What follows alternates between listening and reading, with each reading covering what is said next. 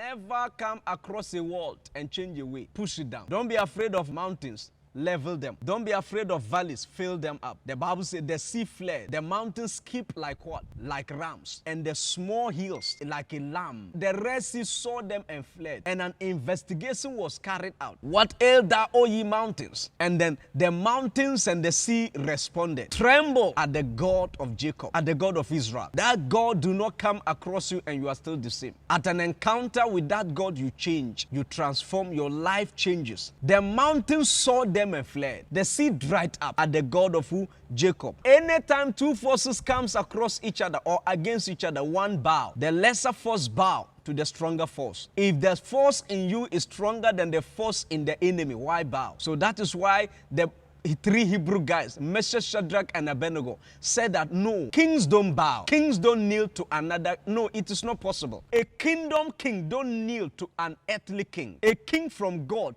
do not kneel to a king made by man. We shall not bow. So when the king told them, it's either you bow or you are thrown into the burning furnace. The three Hebrew guys said, O ye king, do not be relentant in what you are about to do. Let it be known unto you, O ye king, that we shall not bow. Nothing will cause us to bow. No, not the fire, not the waters. We are not bowing. In our kingdom, we don't know how to bow. Not even to fire, not even to finance. We don't know how to bow. Anytime you see yourself bowing, you should know that you have misplaced identity. I don't bow to hunger. I don't bow to pressure of the devil. I don't bow to poverty. I don't bow to the economy. I don't bow to challenges. Why? Because the only thing we were not trained to do in our kingdom is to bow to challenges. That's the only thing we were not trained to do. We were trained to be humble. We were trained to love. We were trained to live pure. We were trained to pray. We were trained to be intimate, but we were not trained to bow. So when you see one of us bowing, he is never one of us. He was not among us. The Bible said they left us because they were not one of us. They betrayed us because they were not one of us. They walked away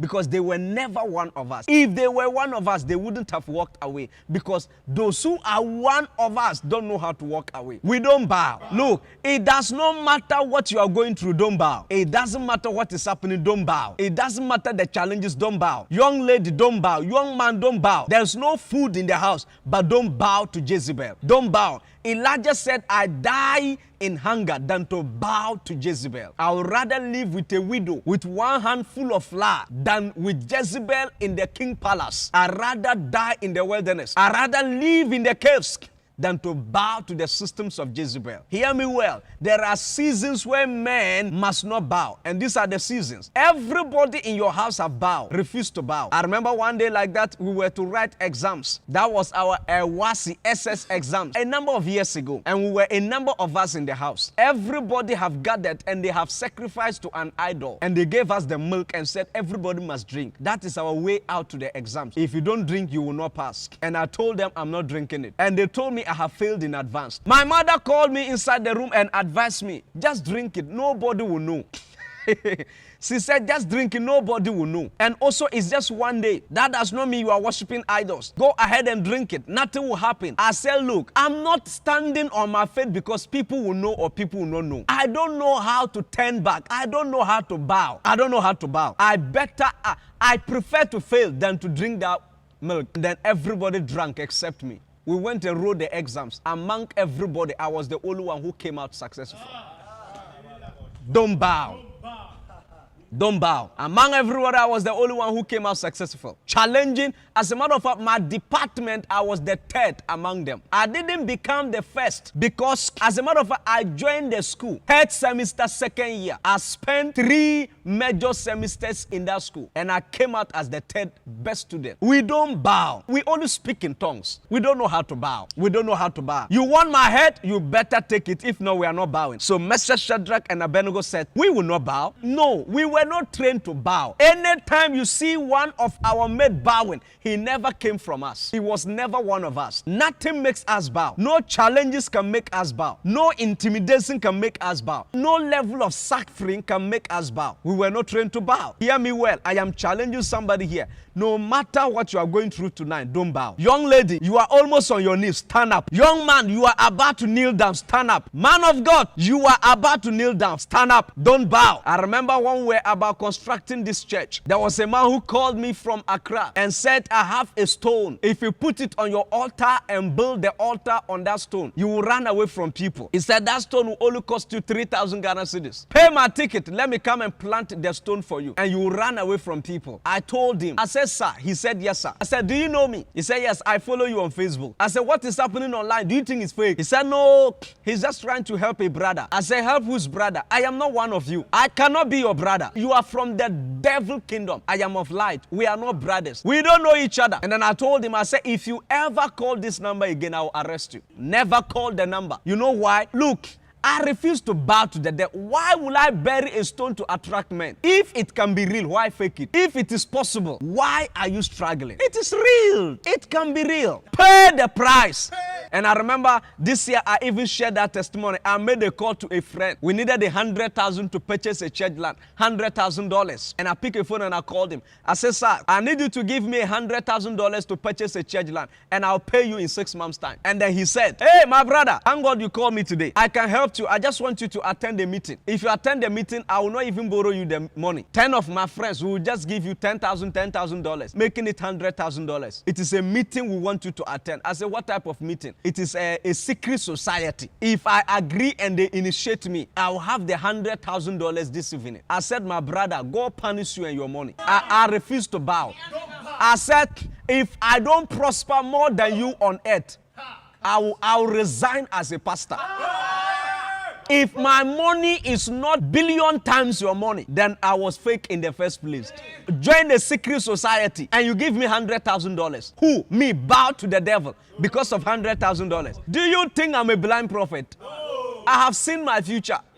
I know how much I am welding in the realm of the spirit. I told the man, I said, sir, look, me, I don't bow. I don't bow. How much is $100,000? I should come and join a secret society because of chicken change.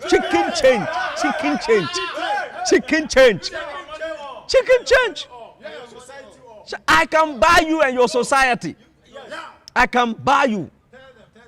Now, I dropped the call and the devil came and said, you are a proud boy. You could have just attended one meeting. Nobody will know. And you have your $100,000. And then I told the devil, you and your money.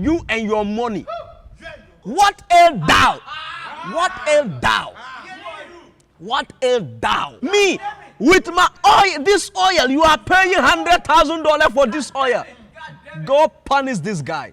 $100,000 for my oil. Go punish the devil. What an insult. Even if I was a baby. Me, after what I have seen, I should collect $100,000. Nyam karambanti. Look, I refuse to bow. I dropped that guy up until now. It's easy to say that nobody will see. Nobody will know. It is just a meeting, sir. It is not a meeting. Do you know that as I am kneeling down with this whole congregation? As I am kneeling down with anybody who believes in my anointing and follows me genuinely. There are some knees. They are not individual. They are not single knees. Anytime you are about to bow, look at your back. You will realize that you are not the only one bowing. You are bowing with a generation. That is a generation bowing. That is millions of people bowing. So sometimes when you are about to bow, know that you are bowing with a generation. That is why the Bible says in the book of Leviticus, when a priest sins, the whole congregation has sinned. In those days, when a priest commits a sin, it is not just the priest that have sinned, but the whole congregation is guilty. Why? Because as a priest, you are not sinning alone. As you are going to sin, you are sinning with the whole congregation. Some of you, the bowing you did the last time, it was your whole family that bowed. It was a generation that bowed. So the next time you are about to bow to the devil, remember that you are not the only one bowing, but you are bowing with whole generation. That's why I refuse to bow. I am one man thousand. I am one man million. My knee is equal to millions of knees. You see why the devil appeared to Jesus? He said, if you bow to me. Why was the devil interested in the knee of Jesus? One person knee. You are telling Jesus that if you bow, I will give you the whole world. Because he knows what he will gain from a knee of one. Look, some of you, the devil is begging you to bow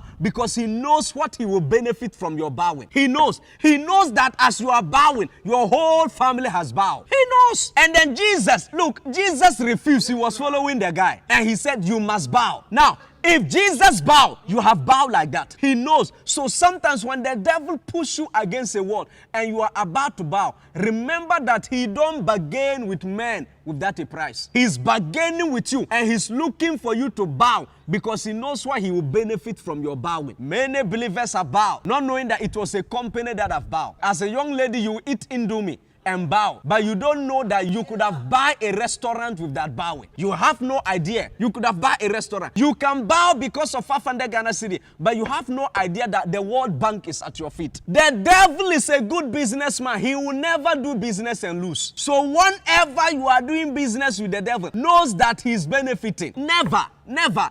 If he asks for your knee, knows that he's getting something bigger than that knee. So watch it well. Watch it well. The devil knows how to bargain and when to bargain. The next time you are about to bow, remember your whole generation. Remember your whole family. Remember the world. Remember Africa. Many people have bowed, thinking they have bowed, but they don't know that Africa have bowed. Look at these politicians, our presidents. Look at them. They will go to this Western and collect loans, and they will bow to those people, but they have no idea. We are now paying for their knees. We are paying for the bent knee. The bent knee they gave to another man 10 years ago. We are paying for it dearly now. And then there are people taking over. White people are taking over African airports. Why are they taking them? Somebody went and bowed. There was someone that was given power, and he went and bowed. He never know that as he was bowing with the whole Ghana. May you not bow.